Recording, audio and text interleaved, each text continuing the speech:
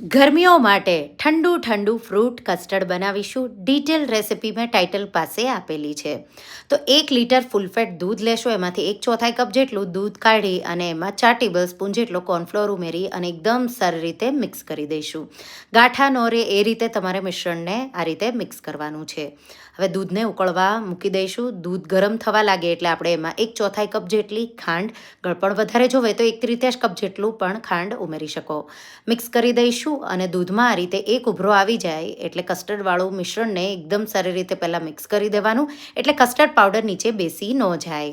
અને પછી આ રીતે કસ્ટર્ડવાળું મિશ્રણ થોડું થોડું આ રીતે ઉમેરી મિક્સ કરી અને 4થી 5 મિનિટ જેવું આપણે એને ઉકાળી દઈશું. તો ગાંઠા ન રહે એ રીતે તમારે મિક્સ કરવાનું અને ઉકાળવાનું.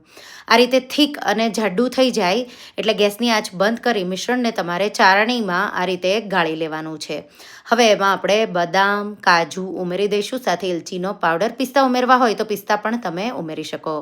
મિક્સ કરી દઈશું એકદમ સારી રીતે અને હવે આપણે એને 3થી 4 કલાક માટે ફ્રીઝમાં ઠંડુ થવા માટે મૂકી દઈશું. એકદમ ઠંડુ ચિલ્ડ થઈ જાય એટલે તમારે એમાં ફ્રૂટ, હું એપલ તો સફરજન, સાથે બનાના, કેળા, ચીકુ, તમને જેટલું ફાવે એટલું એ રીતે અને સાથે દાડમના દાણા ઉમેરી મિક્સ કરી દઈશું. આ રીતે મિક્સ થઈ જાય એટલે ફ્રૂટ કસ્ટર્ડ સર્વ કરવા માટે તૈયાર છે.